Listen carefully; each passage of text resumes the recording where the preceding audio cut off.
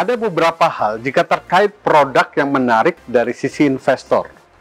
Yang pertama, kategori produknya masih berkembang, seperti misalnya kategori kopi, ya contohnya kopi kenangan sampai mendapatkan investasi triliunan, atau seperti kategori house yang baru-baru ini kita tahu mendapatkan investasi hampir senilai 30 miliar.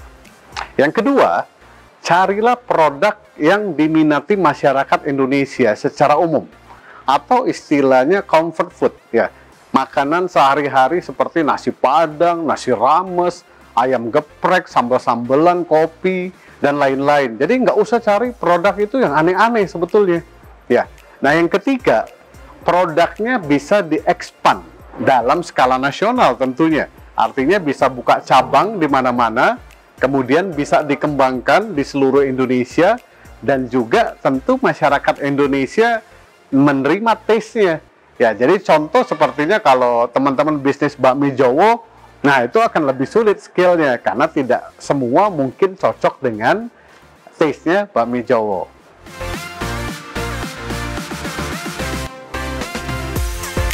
Cukup banyak yang harus disiapkan jika kita ingin diinvest dengan nilai terbaik.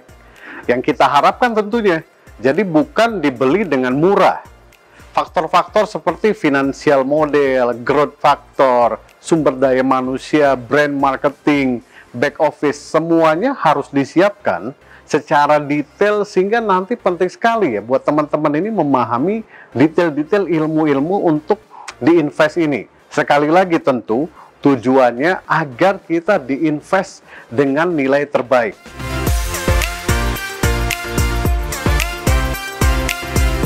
Ada beberapa faktor penting mengapa investor itu sampai tertarik untuk berbisnis dan investasi ke bisnis kita. Yang pertama, man behind the gun, yaitu Anda sendiri. Kompetensi, pengalaman, dan tentu histori Anda di dalam dunia bisnis kuliner. Yang kedua, financial model. Ini juga memberikan pengaruh yang cukup besar terhadap keputusan investor untuk berinvestasi. Yang ketiga, bisnis model dan revenue stream. Nah, ini juga penting sekali nih teman-teman untuk paham ya, bisnis model mana yang tepat untuk kita masuk, ya, revenue stream seperti apa yang bisa kita garap nantinya. Sehingga akhirnya investor bisa tertarik untuk berinvestasi di dalam bisnis kita.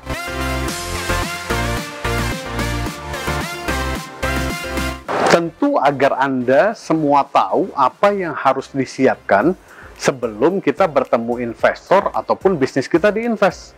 Itu yang pertama. Yang kedua, agar bisnis kita dinilai wajar atau bahkan nilainya akan lebih baik kalau Anda tahu ilmunya.